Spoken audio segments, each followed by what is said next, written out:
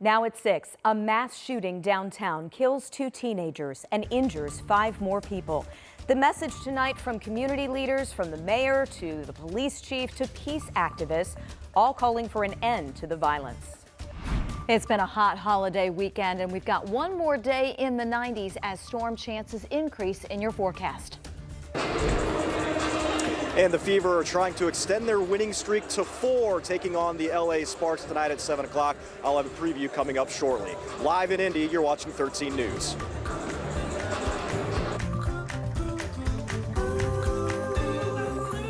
And I gotta be honest, I'm tired of it. You should be tired of it. This is not our job to do this. It is unnecessary. You don't have to act like this. Indy's top cop expressing frustration after a deadly holiday downtown. 2 teens killed and 5 other people hurt just hours after thousands gathered for July 4th fireworks. A mass shooting right in the heart of downtown. Tonight, we are digging into what happened that sparked the gunfire. We're hearing from city leaders about changes being made now in response. And we're talking with a local faith leader who says it is time for some tough conversations about kids and guns.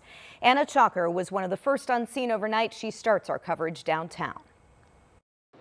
I don't know how many times I have to say it. We are not your children's keepers. A message IMPD Chief Chris Bailey says he's tired of saying, especially after a violent 4th of July night downtown. The police department all night long went from place to place to place, trying to prevent these kind of things. Just before 1:30, officers were investigating a disturbance a half a block away from Washington and Illinois streets when they heard shots fired in the area. When they were able to get closer, they found multiple people who were shot. Police say a 16-year-old boy died at the scene, and 5 other victims were rushed to the hospital, where a 15-year-old boy later died. Police say a 7th victim took themselves to the hospital later on. The shooting happened just a few hours after the downtown fireworks went off, and now instead of hundreds of people downtown, it's this crime scene. And IMPD says, especially on a holiday weekend, violence like this shouldn't happen. All of this pain, all of this grief, all of this heartache is avoidable and is preventable. And this message is echoed by other city leaders. Mayor Joe Hogsett joined community activists Saturday afternoon, pleading to parents and others that it's time to step up and be more involved in young kids' lives. But you have to take responsibility as a mom, a dad, a man, a woman, a grandmother, an aunt, a cousin, or uncle. I think we know what's going on in our homes. We know what's going on in our neighborhoods. A responsibility the city needs others to share. Our kids are in pain. We can't save the world, but you can change and save your world. In Indianapolis, Anna Chalker, 13 News.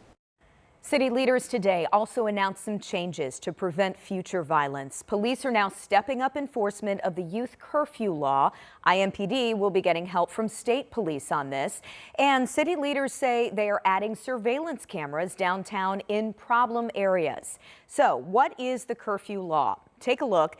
This is how it is right now. Children ages 15 to 17 cannot be in a public place between 1 a.m. and 5 a.m. on weekends, after 11 p.m. Sunday through Thursday, and before 5 a.m. Monday through Friday.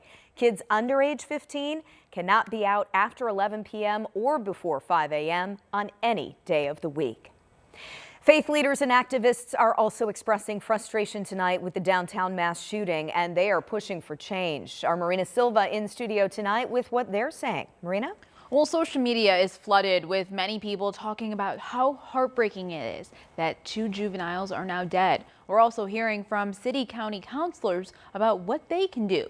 Councilor Leroy Robinson, the chair of the Public Safety Committee, wrote a letter to the people of Indianapolis condemning the violence. He says the city-county council is looking to revisit the curfew ordinance to make sure police can enforce it and that it is effective, as well as introducing ordinances to hold parents accountable. However, he also says the Marion County Juvenile Detention Center and Juvenile Family Services don't have the capacity or the intake to be able to handle this on a weekend. So he's calling on the rest of the community to help.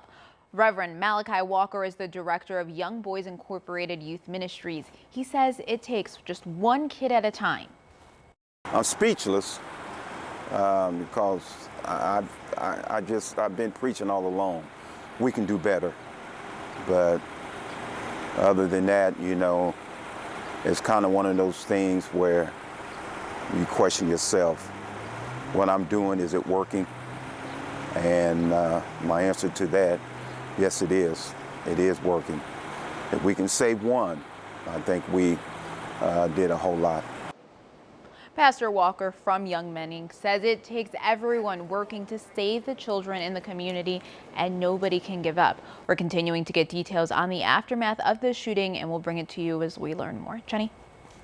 All right, thanks so much, Marina. Want to let you know tomorrow, clergy and local leaders are planning a procession downtown. They're walking from Christ Church Cathedral to the scene of the shooting downtown.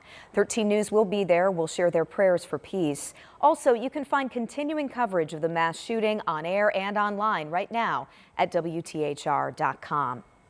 Outside of downtown today, more gun violence. 2 people injured in a shooting on Indy's east side. Around 3 a.m., IMPD responded to Peachtree Lane, that's near East Washington and I-465. Both of the victims shot here are said to be stable. No word yet on any suspects. A family of 4 is without a home tonight after a fire on the west side of Indianapolis. So take a look at these pictures and images from IFD. You can see crews battling thick smoke and flames engulfing this home on Centennial Street near West Michigan. When the fire broke out around 1:15, it also spread next door, but we're told it just damaged the exterior. Nobody luckily was hurt here. Crews also were able to save the family's 2 dogs and a cat from this fire.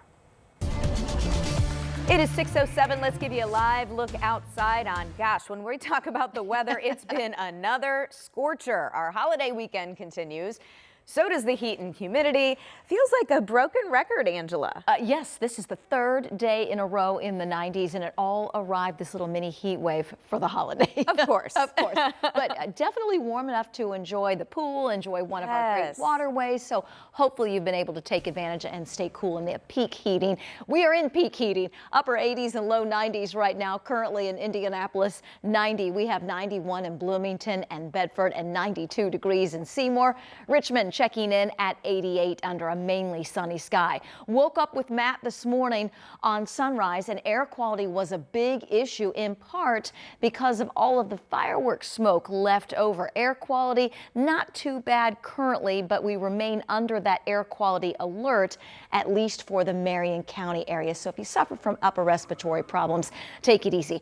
Radar is quiet. Now I can tell you last night between about 6:30 and 9, we had a handful of downpours pop up.